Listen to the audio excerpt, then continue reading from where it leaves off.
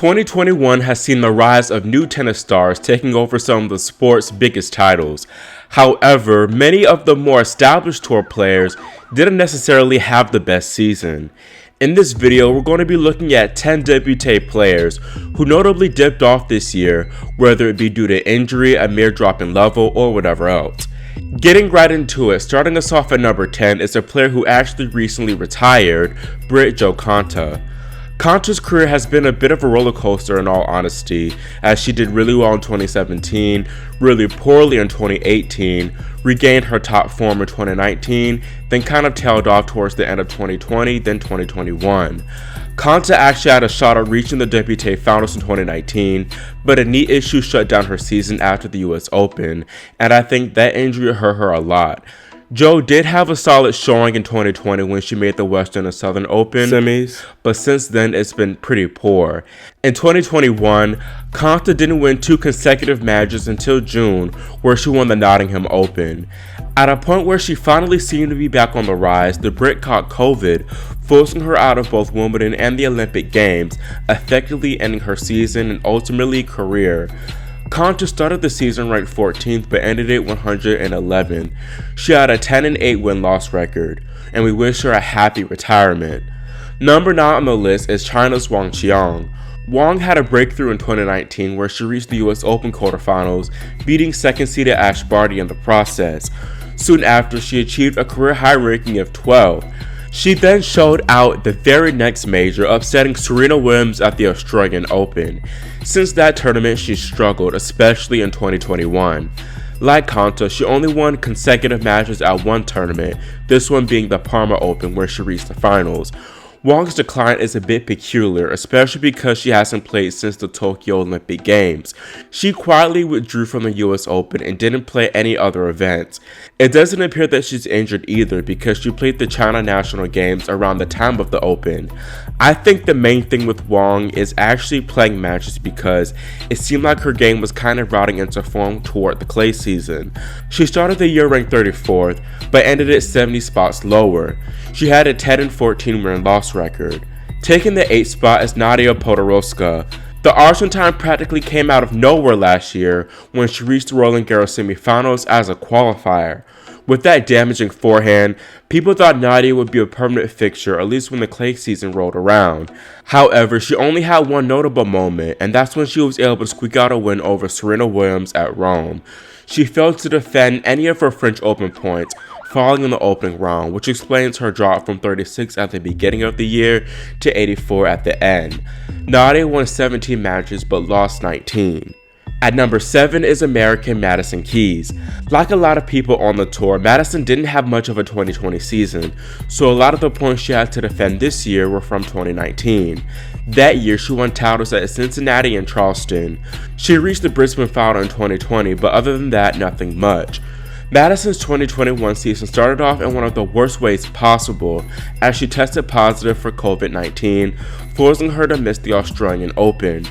Her comeback post-infection wasn't ideal, Maddie suffering numerous first-round exits. There were some moments where she showed flashes of her old self, like during the grass season, but she just couldn't get a notable breakthrough.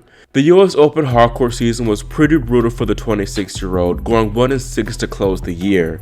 It was frustrating to watch these performances from Keys because she has so much potential, but she just lacks the discipline and patience to have consistent success on the tour. A lot of her draws have been brutal too, so I think it'd be a good idea to step back and play lower level tournaments to regain her confidence and gain a greater sense of how she wants to play on court. Keys began 2021 ranked 16th in the world and is now 56th. She held an 11-15 win-loss record. Number 6 is Croatian Petra Martic.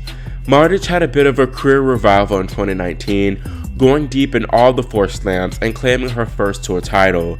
In early 2020, she achieved her career-high ranking of 14 and has somewhat of a decent post-COVID season. Martic had a comparatively lackluster 2021, not making it past the second round at any majors despite being seeded at all of them.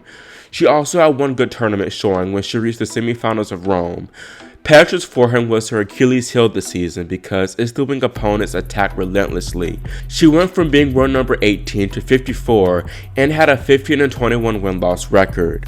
Starting our top 5 is another Petra, last name Kvitova. In 2019, the Czech woman had her best season since the knife attack, reaching her third major final and rematching her career high ranking of second in the world.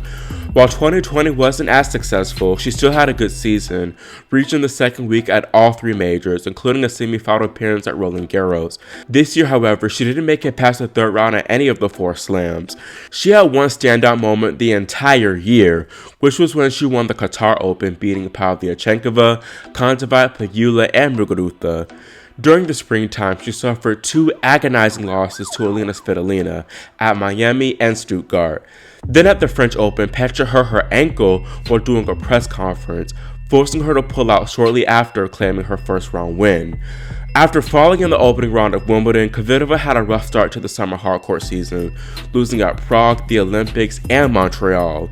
Her game started to round into form around the Cincinnati Open when she dominated Madison Keys and Ons Jabeur en route to the quarters. However, during that quarterfinal match versus Kerber, she retired due to an unspecified issue. At the US Open, Ostrava, and Indian Wells, Kvitova suffered respectable losses to Sakkari, Kontaveit, and Azarenka, but lost them all in straight sets.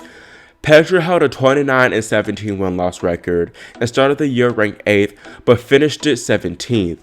Kvitova is one of those players who you always assume is inside the top 10, so for her to be on the verge of falling outside the top 20 shows you how subpar the season was for her. In Petra's defense, she did have some tough draws, especially at the majors, but she also wasn't winning those type matches, which could have boosted her confidence.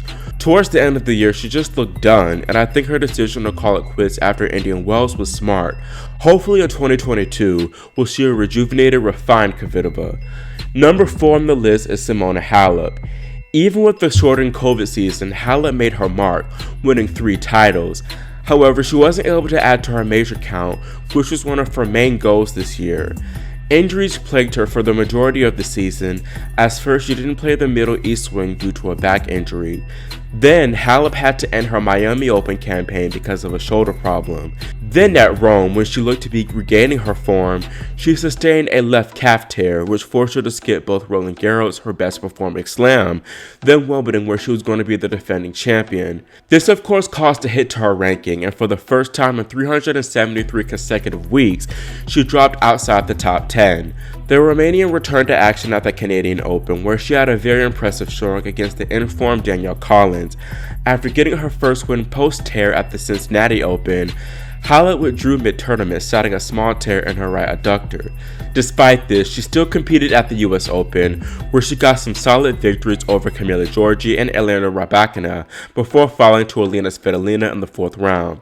After losing early at Indian Wells and Russia, Halep had probably her best tournament of the year, reaching the Transylvania Open final without dropping a set.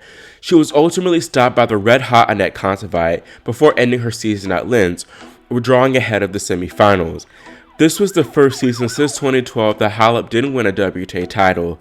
It's also the first time since 2013 that she finished outside the top 5, currently being ranked 20th. Halep underwent some pretty big changes towards the end of the year, splitting with longtime on and off again coach Darren Cahill. Then even bigger news, she got married. It'll be interesting to see how both things play out next year, but I really think that she'll be fine. The main thing for Halep is to stay injury free, which is increasingly difficult with age. Another woman who's had her fair share of injury misfortunes this year is none other than Serena Williams, who occupies the 3rd spot. Serena had a decent year in 2020, even though she played a handful of tournaments. She was able to claim her first title as a mother in Auckland and had a good showing at the US Open, reaching the semifinals until injuring her Achilles. Williams needed ample time to recover from that issue and came into the Australian tennis swing refreshed and injury-free. In the Melbourne lead-up tournament and the Australian Open itself, Serena played some of her best tennis since the comeback, much in part due to her improved movement. Her revenge win over Halep in the quarters gave many fans hope that 24 was on the horizon. However, Naomi Osaka had different plans, leaving Williams devastated while starting a flurry of retirement rumors. Serena didn't play another match until Rome, as a dental issue prevented her from competing in Miami. She had a pretty dismal clay lead-up, going 1-2 after falling early at Rome and Parma. She managed to improve her form during the French Open and looked to be getting better match by match. However, in the fourth round, she played a pretty sloppy match against Elena Rybakina, falling to the Kazakhstanian in straights. Serena was seemingly dealing with a right thigh injury in Paris, but went right back to work and trained harder than ever for Wimbledon. Unfortunately, that hard work went to waste, as Williams suffered a torn hamstring after slipping on the grass just 5 games into her first round match. That injury effectively ended Serena's season and sidelines her from next year's Aussie Open. Serena is ranked just outside the top 40 right now, but with those semi-final points coming off, she could very well fall outside the top 100 altogether. This is probably one of Serena's toughest seasons because for one, she didn't win a major, and then two, she barely competed due to injury. When Serena did play, she looked solid, especially in Australia. At the French, she looked decent, and judging from those few games we saw from her at Wimbledon, she was probably going to make another deep run there. Even with this cruddy injury-ridden year, Serena managed to have a decent showing at the majors, and I still think she can win another. It'll be interesting to see how she returns following this latest setback, or if she returns at all. The penultimate player on this countdown is Canadian Bianca Andreescu. Bianca didn't have a 2020 season at all due to a torn meniscus, so we're just comparing this year to her breakout season in 2019. Of course, 2 years ago, Andreescu rose to superstardom after winning Indian Wells as a wild card. Then at 19, she claimed her first major trophy at the US Open and held a 17-match win streak along the way. As I mentioned earlier though, she tore her meniscus at the WTA Finals, which severely halted her momentum. Bianca returned to action at the 2021 Australian Open, falling in the second round to the crafty Su-Wei Hsieh. She redeemed herself soon after though, reaching the Miami Open Finals, where she beat Muguruza and Sakari en route. Many tennis fans thought that she was finally back to her old slam winning self after this tournament. However, BB caught COVID ahead of the clay court swing, which gave her little match prep ahead of Roland Garros. Subsequently, she suffered a heartbreaking loss to eventual semi-finalist Tamara Zidansek, where she failed to serve it out in the decider. Then at Wimbledon, she suffered another opening round exit, this time only winning 3 games versus Elise Cornet. Heading into the summer hardcourt swing, Bianca hoped to replicate her 2019 success, hiring Sven Gronefeld as her new coach. After losing early on Montreal and Cincinnati, Andreescu looked to be back to her former self at the US Open, adopting a patiently aggressive game style, which helped her take the title 2 years ago. However, in the 4th round, she lost another winnable match, falling to Maria Sakkari. Then at Indian Wells, the defending champion ended her season with a straight sets loss to Anett Kontaveit. I talked more extensively about Andreescu's decline in my previous video, but I do think that she'll come back and win slams. However, it's going to take time. It's typical for players to have sophomore slumps after major breakthroughs, and with the injuries plus COVID added to the mix, the odds would have been difficult either way for Andreescu. Speaking of sophomore slumps, the player who's currently the epitome of this takes our top spot, and that's none other than Sofia Kenin. Kenin was the WTA Player of the Year last year, winning the Australian Open and reaching the finals of the French. This meant the expectations were pretty high for the American, who came into Melbourne last year merely trying to win matches. The defending champion was ousted in the second round by Kai Kanepi, and while the Estonian was a tough opponent, Kenin played horrendously, making 12-1 unforced in winners. 3 days later, Sofia suffered perhaps the worst loss of her career, falling to unranked Aussie Olivia Gadecki in the Phillip Island Trophy. A few days after that loss, Sonia had her appendix taken out, revealing that she dealt with appendicitis.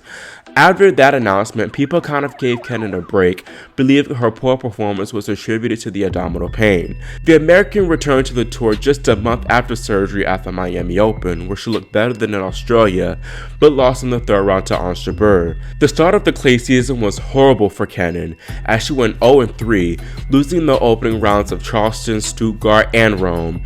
Somehow she managed to raise the level for the French, getting solid wins over Ostapenko and Pegula before falling to Sakari in the 4th round. This was undoubtedly her best tournament of the entire season, but the high didn't last for long. At Wimbledon, Sonia lost in the 2nd round to compatriot Madison Brangle. Kenin made a bit of history during the defeat, firing 41 unforced errors in the 45-minute match, producing a rate of 0.91 unforced errors per minute, setting an IBM record. Kenin withdrew from the US Open lead-up event citing a foot injury, before withdrawing from the slam altogether after revealing that she contracted COVID.